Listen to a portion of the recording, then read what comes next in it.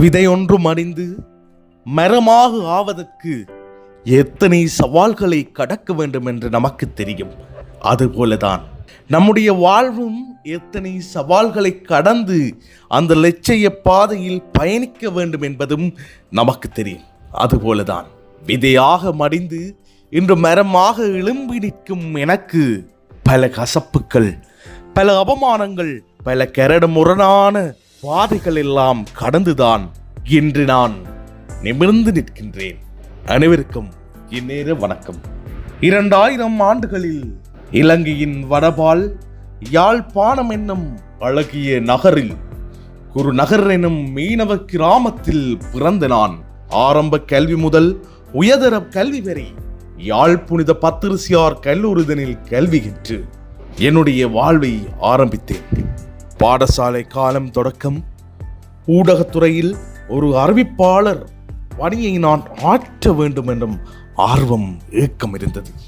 அதற்கான வாய்ப்பு கிடைக்குமா கிடைக்காதா எனும் ஏக்கத்தோடு என்னுடைய பயணம் ஆரம்பமானது. உயர்தர பிரிவில் இறுதி கட்டத்தில் எனக்கு அதற்கான வாய்ப்பு கிடைத்தது.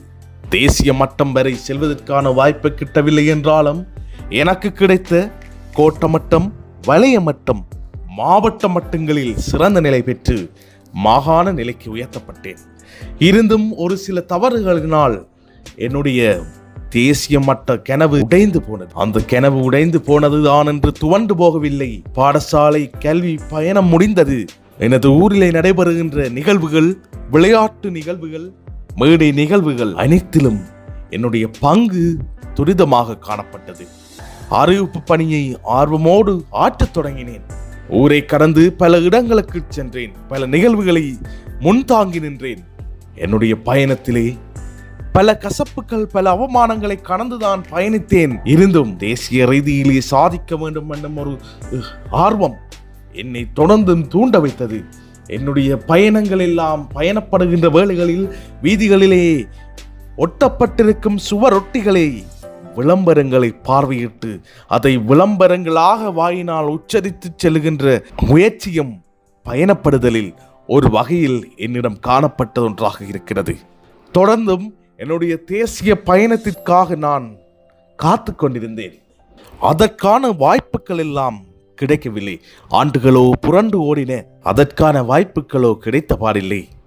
என்னுடைய அறிவிப்புத்துறை மிதமாக குறைந்து கொண்டிருக்கின்ற வேளையில் என்னுடைய வாட்ஸ்அப்பில் ஒரு அழகான ஒரு வரைவு ஒன்று, ஆர்ச்சி மீடியா நடாத்துகின்ற குரல் மகுடம் 2025 போட்டியில் நீங்கள் பங்கேற்கப் போகின்றீர்களா என்று அழகான ஒரு வாய்ப்பு ஒன்று எனக்கு கிடைத்தது. அந்த வாய்ப்பினை நான் சரியான முறையில் உடனே பயன்படுத்தினேன். தொடர்ந்து பல சுற்றுக்களிலே பங்கு பெற்றினேன். முயற்சிக்கு முதலிடம் கொடுத்து இறுதிப் போட்டியில் நான் தெரிவாகி இருக்கின்றேன். அந்த இறுதிப் போட்டியில் சிறந்த நிலையை நான் பெற வேண்டும் என பல முயற்சிகளை எடுத்து வருகின்றேன். என்னை போல பல போட்டியாளர்கள் இந்த போட்டியிலே பங்கு பெற்றிருக்கின்றார்கள். அவர்களுடைய திறமைகளுக்கு ஏற்ற முறையில் அவர்கள் இறுதிப் போட்டிக்கு தெரிவாகி இருக்கின்றார்கள். இந்த வாய்ப்பினை எனக்கு அளித்த ஆர்ச்சி மீடியாவுக்கு என்னுடைய மனப்பூர்வமான நன்றிகளை தெரிவித்துக் கொள்கிறேன். நீங்களும் உங்களுடைய அனைத்து துறைகளிலும் சாதிக்க வேண்டுமாக இருந்தால் ஆர்ச்சி மீடியாவை பின்பற்றுங்கள். உங்களுடைய திறமைகளுக்கான போட்டிகள் எல்லாம் ஆர்ச்சி மீடியா வலைத்தளங்களூடாக பிரசுரிக்கப்பட்டிருக்கின்றது. முயற்சிக்கு முதலிடம் என்றும் ஆர்ச்சி மீடியா. நன்றி.